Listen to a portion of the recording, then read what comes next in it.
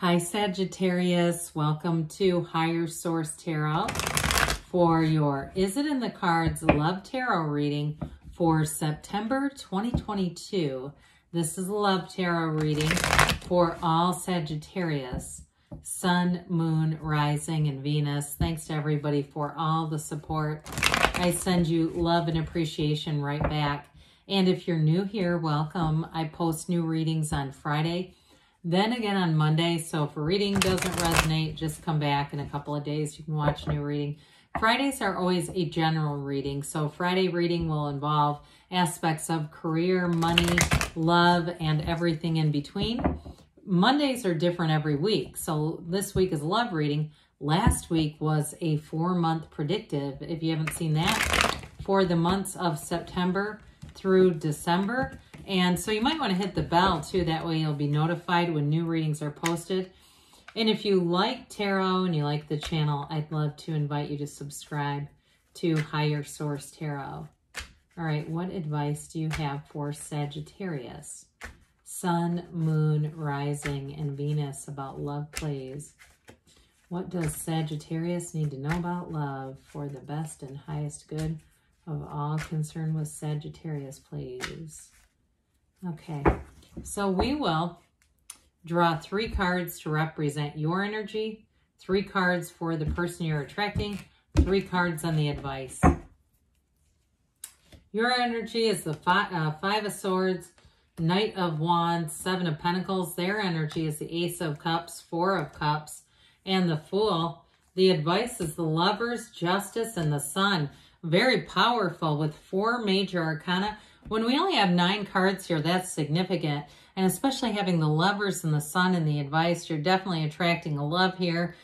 But I do feel like for some of you, it might have been a long time coming here. If you've ended a tumultuous relationship that had a lot of challenges in it, and maybe you've been out looking around for a while and you just haven't seen what you've wanted. But I also feel like, too, they're ready and they've had a hard time, too, finding you. So with this, we've got Gemini, Libra here. We've got Leo here. We have air, earth, water, fire, all the elements. So you've got a change coming in here. And I do feel like it's going to be a change for the better. You're going to have a very strong, intimate connection and energetic connection with this person. But with that 5 of Swords, if you had somebody who was a real narcissist in the past, and I just feel like they were very insecure, I feel like you're done with that. You're not here to mess around with somebody who's immature, and you're not attracting that again either. So those of you that have said, how in the hell did I end up with them? Or people around you were like, I never understood what you saw in them. I didn't know what you were doing there. And I even hear somebody saying, why didn't you tell me? I'm hearing like this whole conversation and somebody saying you wouldn't have listened. So no offense, okay? But somebody around you thinks you wouldn't have listened. So they kind of watched. And I'm almost getting like this furrowed brow. Like what's happening here? Well, anyway, with the Knight of Wands, this next one is going to be it. That Knight of Wands has you passionate, has you connected. Some of you may have been out, like I said, and looking around and wanting to align, and it just didn't quite match up. But with that 7 of Pentacles, there's going to be great stability. 7s are about success and security. And so with the 7 of Pentacles, too, if you had issues in the past about finances and you just weren't compatible in terms of your worldview, I'm getting that, too. I do feel like with that 7 of Pentacles, it's the card of waiting, by the way. Pardon me, it's the card of like harvesting. So, yes, money grows on trees in the tarot, but it's also symbolic of the garden of your mind. You are manifesting this person and vice versa. So be very clear about the traits that you want. Write the traits down. Don't be shy about asking, because there are billions of people out there. That person is here. They're already here. They don't need to be created. They're already here and they're looking for you.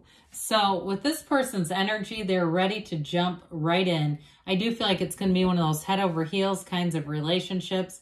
With the Ace of Cups, it's everything, it's exactly what they've asked for. Aces are about initiations and beginnings, but the Ace of Cups is a really beautiful kind of love. It's a love that grows and it's never ending.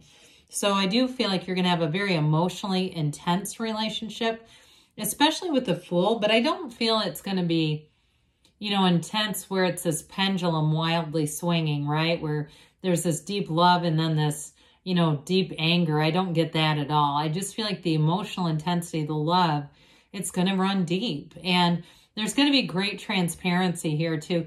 This person, I feel like you're going to be able to talk to them about anything. You're going to be able to be completely yourself, and it may happen very quickly, especially with the Fool energy being here.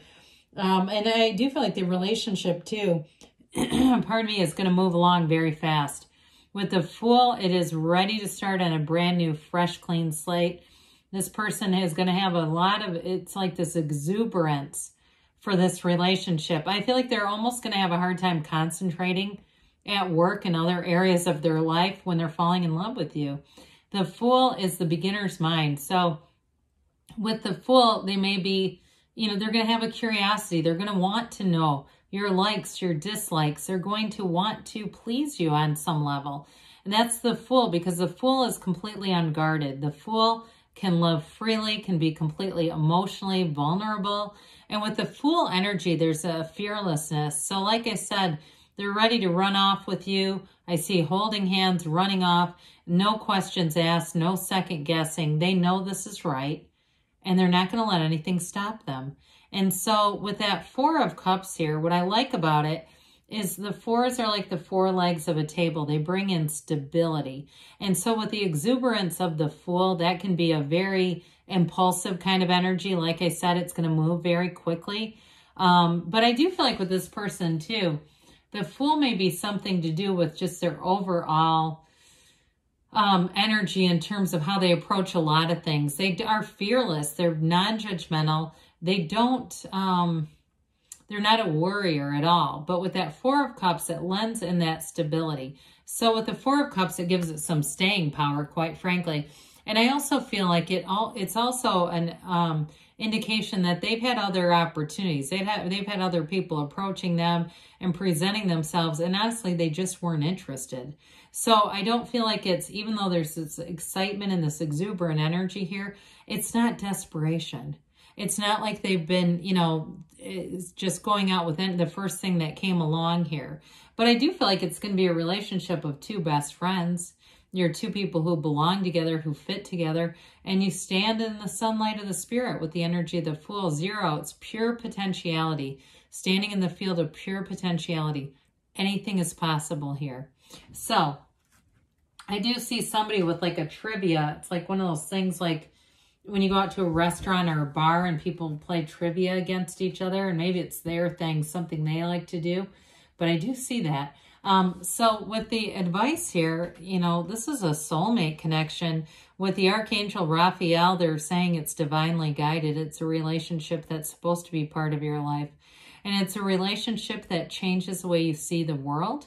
It's an absolute love connection. Now, somebody pointed out the mountain in between the lovers. So the lovers in some decks is called choice, but that mountain is actually, in some interpretations, is a phallic symbol and symbolizes fertility. It also symbolizes overcoming challenges. So it's not a barrier. That is not supposed to represent being stuck and not overcoming. It's about overcoming. The Lovers is a beautiful card. So try not to take negative interpretations, but I do like it when people are looking at the pictures, because the pictures tell the story.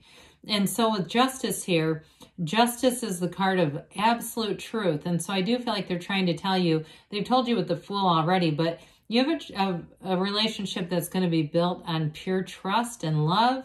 And it's going to be one of integrity. And it's also you're also going to have balance and communication with the Justice card.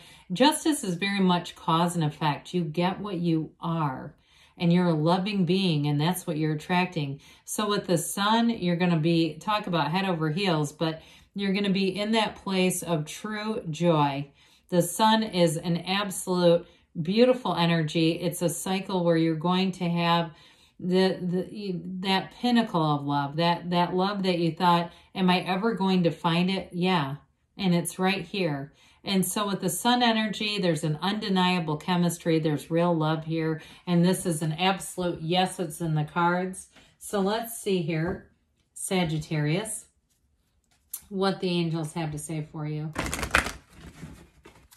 Okay, what else does Sagittarius need to know, please?